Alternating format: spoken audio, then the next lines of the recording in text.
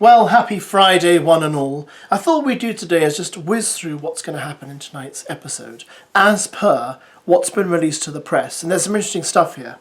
And that is because I might actually have to work tonight, guys, so I don't know if I'm going to be able to catch tonight's episode. I know, me! Do some work? What kind of madness is that? You know, work?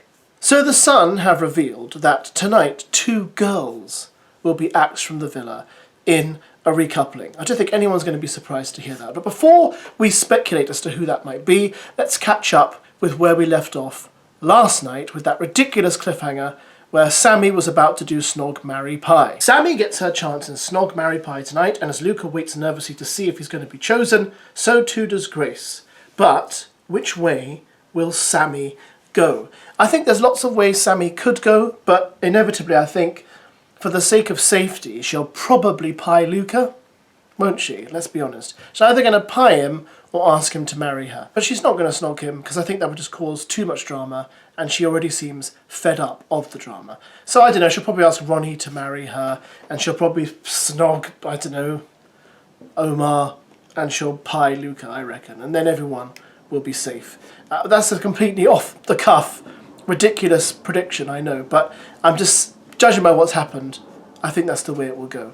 Anyway, let's move on to the boys, because obviously they play Snog, Marry, Pie next. Omar is up first and kisses Tina, which takes all the islanders by surprise. He explains his reasoning, but Catherine is left with more questions than answers. Okay, so Omar going a bit rogue there, but like I say, this game is damned if you do, damned if you don't. You cannot win on this game.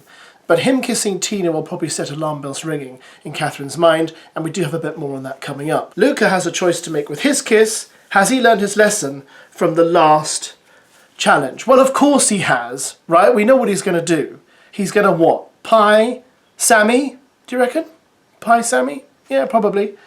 And he's going to ask Grace to marry him, or he's going to snog Grace.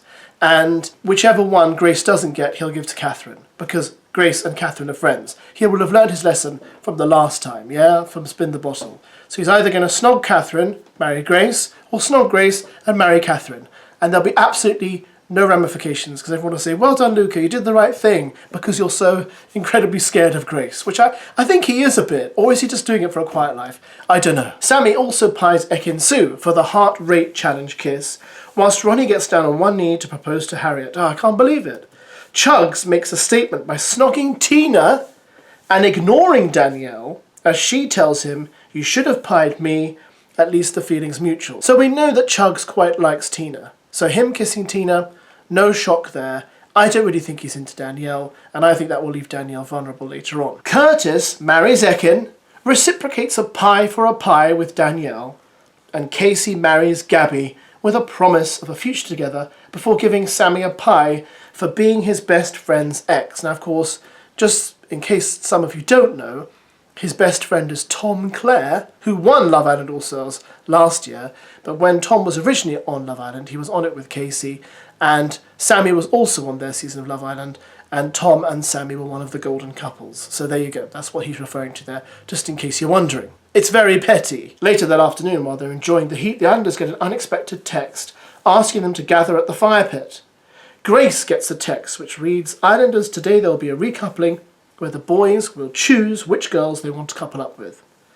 It's decision time for the boys. For some it means solidifying their strong relationships, and for others it's about making a choice between their possible connections.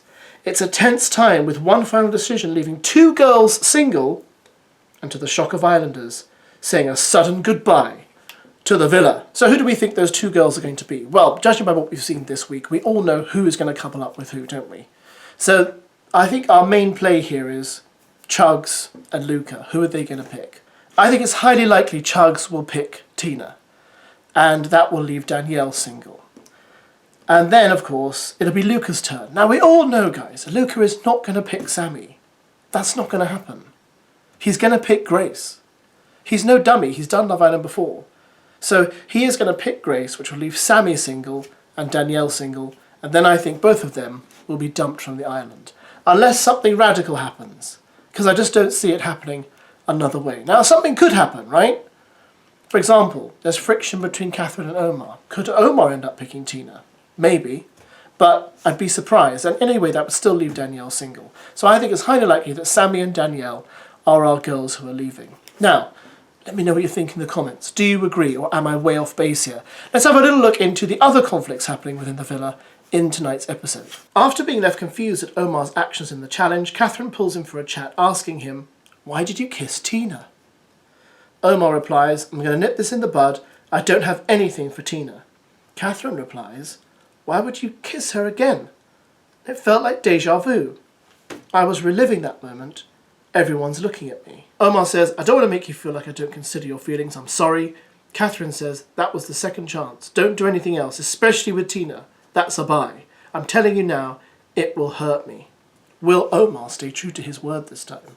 After the game is over, SAMIE apologises to Ekin-Su for pieing her during the game. Elmer tells him, "Don't apologise, don't say sorry. She was muggy. Stand your ground." Her comments leave Ekin-Su upset as Tina tells her, "You didn't deserve that. You made a mistake. You pecked him." When Curtis realises Ekin-Su is upset, he's keen to stick up for her and asks Elmer for a chat.